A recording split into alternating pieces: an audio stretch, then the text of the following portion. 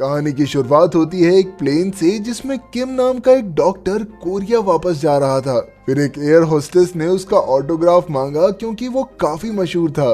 किम के साथ ही योंग सुन ने उसकी तस्वीर भी खींची। बाद में किम ने देखा कि उसकी बेटी यून जुंग ने उसके किसी भी मैसेज का जवाब नहीं दिया था। उस वक्त यून जुंग अपने दोस्त के साथ थी। उसे यकीन ही नहीं हो रहा था कि उसके पिता इतने मशहूर हैं। वो कभी यून जुंग से मिलने नहीं आते थे और इस बात पर उसके दोस्त उसका मजाक उड़ाया करते। इस बात से वो अक्सर काफी दुखी हो जाती। उधर किम ने वीआईपी गेट से जाने से मना कर दिया, इसलिए योंग सुन काफी चिढ़ गया। तभी रास्ते में उन्हें एक औरत दिखी जिसके बच्चे के गले में टॉफी अटक गई थी। किम ने बिना समय गवाए तुरंत उस बच्चे की मदद की और फिर तस्वीर खिंचवाए बिना ही निकल गया। उसने अपनी बेटी को फोन किया लेकिन कोई जवाब नहीं आया। फिर गेट से बाहर निकलते ही उसने देखा कि योंग सुन ने उसे बिना बताए एक प्रेस कॉन्फ्रेंस बुला रखी थी। खैर उसने रिपोर्टर्स को यूएन के साथ चल रहे काम के बारे में बताया और यही खबर जब टीवी पर आई तो यून जुंग और उसके दोस्तों को यकीन हो गया कि उसके पिता सच में मशहूर हैं। किम ने कहा कि यून जुंग 3 साल पहले काफी बीमार पड़ गई थी और वहीं से उसे लोगों की मदद करने की प्रेरणा मिली। यून जुंग भी ये सुनकर काफी खुश थी, लेकिन तभी योंग सुन ने कह दिया कि यून जुंग आजकल काफी जिद्दी हो गई है। इससे वो अपने दोस्तों के सामने फिर से शर्मिंदा हो गई। आखिरकार उसने किम से कहा कि किम को उसके बर्थडे के लिए घर आना ही होगा। किम ने किसी तरह उसे तोहफों का लालच देकर मना लिया। फिर वो तुरंत गाड़ी में अपनी बेटी से मिलने निकल पड़ा, लेकिन टोल पर लड़की ने छुट्टे पैसे गिरा दिए और वो थोड़ा लेट हो गया। जैसे ही वो यून जुंग के पास पहुंचने वाला था उसने देखा कि रास्ते में भयंकर एक्सीडेंट हो गया था। वो मदद करने वहां गया और उसने टैक्सी ड्राइवर को बाहर निकाला, लेकिन पीछे बैठी औरत की तो मौत हो चुकी थी। जब डॉक्टर्स पहुंचे तो उसने अपनी बेटी को फोन करके कहा कि वो थोड़ा देर से आएगा, लेकिन सामने से एक आदमी ने बताया कि उसकी बेटी का एक्सीडेंट हो गया है। तब जाकर किम को एहसास हुआ कि इस टैक्सी की टक्कर उसकी बेटी से ही हुई थी। इससे पहले कि वो कुछ करता, किम ने अचानक पलक झपकाई और वो वापस प्लेन में पहुंच गया। वही एयर होस्टेस उसका ऑटोग्राफ मांग रही थी और फिर एक एक करके सारी चीजें फिर से होने लगी। किम को पहले ही पता था कि बच्चे के गले में टॉफी अटकने वाली है और ये भी कि बाहर प्रेस उसका इंतजार कर रही है। इस बार वो इतना बौखला गया कि इंटरव्यू बीच में ही छोड़कर भाग आया। उसने यून जुंग को कहा भी कि वो खुद उसे लेने आएगा, वो बाहर ना निकले, लेकिन वो नहीं मानी। किम ने गाड़ी चलाते हुए उसे फोन किया, लेकिन जब उसकी बेटी ने जवाब नहीं दिया तो इस बार वो छुट्टे लेने के लिए भी नहीं रुका।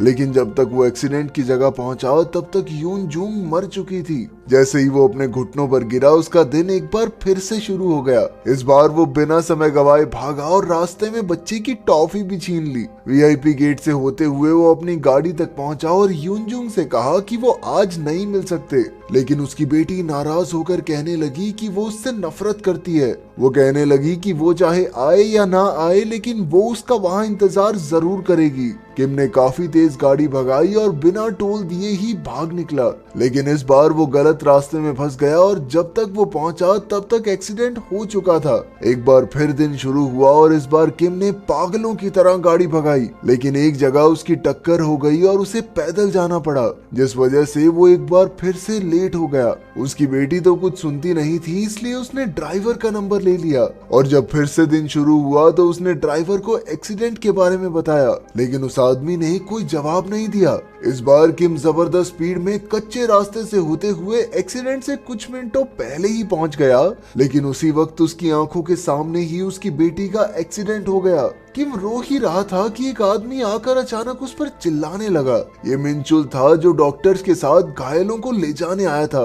असल में जो औरत गाड़ी में मरी थी वो मिनचुल की पत्नी थी।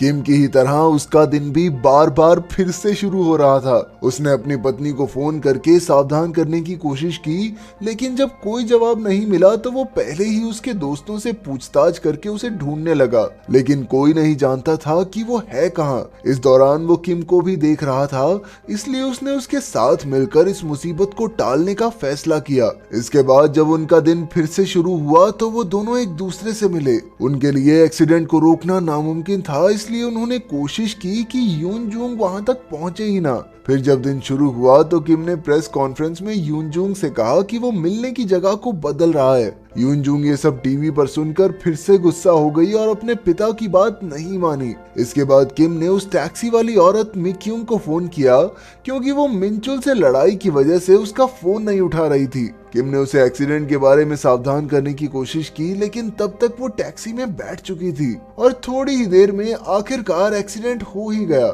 जब दिन फिर से शुरू हुआ तो आदमियों ने अपनी तरकीब बदली। इस बार किम ने शुरुआत में ही जगह बदलने की बात नहीं की।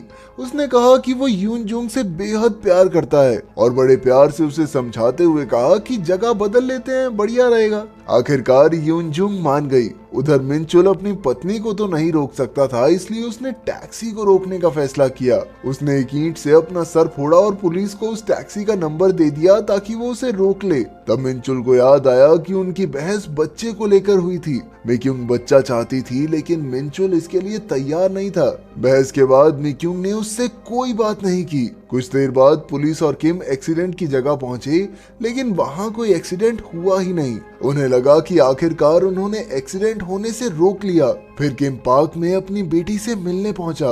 उधर पुलिस को जब वो टैक्सी मिली तो ड्राइवर ने जबरदस्त स्पीड में गाड़ी भगा ली। मिनचुल को इसकी खबर मिली तो वो भी पार्क की तरफ भागा। किम पार्क में अपनी बेटी को ढूंढ रहा था, तभी उसे एक अनजान नंबर से फोन आया। ये वही टैक्सी वाला था। उसने कहा कि उसने प्रेस कॉन्फ्रेंस में जगह बदलने के बारे में सुन लिया था। अब वो यूनजूंग को सड़क की जगह पार्क में मारेगा, जैसे उसे 3 साल पहले ही मर जाना चाहिए था। ये सुनते ही किम बौखला कर अपनी बेटी को ढूंढने लगा और जैसे ही टैक्सी आई वो यूनजूंग के सामने कूद गया और तभी दिन की शुरुआत फिर से हो गई। इस बार मिनचुल ने उसे फोन करके बताया कि वो टैक्सी ड्राइवर जानबूझकर यूनजूंग और मिक्यूंग को मार रहा है और उसके लिए भी ठीक वैसे ही दिन फिर से शुरू होता है जैसे उनके लिए, और इसी वजह से वो उसे रोक नहीं पा रहे। किम को एहसास हुआ कि 3 साल पहले यूनजूंग को दिल की बीमारी थी। उन्हें किसी और का दिल मिल भी गया था, लेकिन फिर उन्हें पता चला कि उस बच्चे के माँ बाप ने दिल दान करने से साफ मना कर दिया है। वहीं मिनचुल एम्बुलेंस चला रहा था जब एक गाड़ी से उसकी टक्कर होते होते बची, लेकिन गाड़ी सड़क से उतरकर पलट गई। मिनचुल घायलों को उसी हॉस्पिटल में ले आया जहां यूनजूंग दिल मिलने का इंतजार कर रही थी। अब मिनचुल ने पता लगाया कि उस गाड़ी में कैंगसिक नाम का एक आदमी था। कैंगसिक हर सुबह उठकर किम की खबर देखता और फिर अपना बदला लेने निकल पड़ता। आखिरकार किम कैंगसिक के घर पहुंचा, लेकिन घर एकदम खाली था। वहां उसे 3 साल पुराने हॉस्पिटल बिल्स और उसके बेटे हारू की तस्वीर मिली। आखिरकार उसे सब कुछ समझ आ गया। उसने मिनचुल को बताया कि उस रात मिनचुल ने उन्हें हॉस्पिटल लाने में देरी कर दी थी। हारू पहले ही ब्रेन डेड हो चुका था और कैंगसिक भी जख्मी होने की वजह से हारू का दिल दान करने की मंजूरी नहीं दे सका। इसलिए किम ने कैंगसिक के नकली साइन करके अपनी बेटी को बचा लिया था। अब वो कैंगसिक को बचाकर उससे माफी मांगना चाहता था ताकि वो किसी का खून ना करे, लेकिन मिनचुल तो उसे उसके लिए सजा देना चाहता था। यहीं से दोनों अलग अलग रास्तों पर निकल गए। मिनचुल घर में सुराग ढूंढने लगा तो उसने एक डायरी में देखा कि मिक्यूंग प्रेग्नेंट थी और इसीलिए वो बच्चे की बात कर रही थी और इस वक्त वो डॉक्टर के पास जांच के लिए गई थी। उधर किम एक्सीडेंट होने के बाद कैंगसिक को हॉस्पिटल ले आया और उसे कुछ इंजेक्शंस देकर जिंदा रखा। उसने माफी मांगते हुए कहा कि अगर उसकी जगह कोई और बाप भी होता तो अपनी बेटी को बचाने के लिए यही करता, लेकिन कैंगसिक ने कहा कि अगर किम उसकी जगह होता तो वो भी बदला जरूर लेता। वो अपने बेटे का बदला लेने के लिए यूनजूंग को मारे बिना हार नहीं मानेगा। तभी वो अपनी आखिरी सांसें गिनने लगा और मिनचुल ने किम को बताया कि उसकी पत्नी मिल गई है। इस बार दिन पहले से ज्यादा लंबा चल रहा था, इसलिए किम को एहसास हुआ कि जैसे ही कैंगसिक की मौत होती है उसी के साथ दिन रीसेट होता है। जब दोबारा दिन शुरू हुआ तो मिनचुल ने कैंगसिक को पहले ही मार डालने का फैसला किया। किम ये जानता था, इसलिए उसने कैंगसिक को सावधान करने की कोशिश की, लेकिन तब तक मिनचुल ने टैक्सी में कैंगसिक पर वार कर दिया था। उसने कहा भी कि उसकी पत्नी प्रेग्नेंट है, लेकिन कैंगसिक को कोई फर्क नहीं पड़ा। कैंगसिक ने कहा कि उस रात मिनचुल पहले तो भाग गया था और फिर बाद में उन्हें बचाने आया था। अगर वो भागता नहीं तो आज शायद उसका बेटा हारू जिंदा होता। आखिरकार मिनचुल को गाड़ी से धक्का देकर वो यूनजूंग को मारने निकल पड़ा। हालांकि किम ऐन वक्त पर पहुंचकर अपनी गाड़ी बीच में ले आया और यून जूंग को बचा लिया। फिर वो कैंग सिक को बाहर निकालने लगा। जब कैंग सिक ने पूछा कि वो उसे क्यों बचा रहा है, तो किम ने कहा कि उसकी मौत से ये दिन फिर से शुरू हो जाता है, यानी ये समय का चक्कर हारू ने ही बनाया है, जो अब भी यून जूंग के दिल के रूप में जिंदा है। हारू कैंग सिक को मरने से बचाना चाहता है, और अगर यून जूंग मर गई तो हारू भी मर जाएगा। लेकिन तभी मिंचुल ने बहुत तेजी से गाड़ी लाकर टैक्सी से टकरा दी। उसके सर पर खून सवार था और वो चाकू लेकर कैंग सिक को मारने निकला, तो किम ने उसे रोकने की कोशिश की, लेकिन चाकू गलती से किम को लग गया और उसने मिंचुल को समझाया कि कैंग सिक को जिंदा रखना होगा, क्योंकि बस यही एक तरीका है जिससे यून जूंग, मी क्यूंग और उसका बच्चा जिंदा रह सके। उसी वक्त कैंग सिक की नजर यून जूंग पर पड़ी, तो उसे याद आया कि 3 साल पहले यून जूंग ने उसके पास आकर कहा था कि हारू अब उसमें जिंदा है और उसके लिए कैंग सिक को भी ठीक होना होगा। आखिरकार उसे यून जूंग में हारू दिखाई देने लगा और उसने यून जूंग को गले लगा लिया। तभी गाड़ी में आग लग गई और उसने ढाल बनकर यून जूंग की रक्षा की। इसी तरह उसकी मौत से दिन फिर से शुरू हो गया।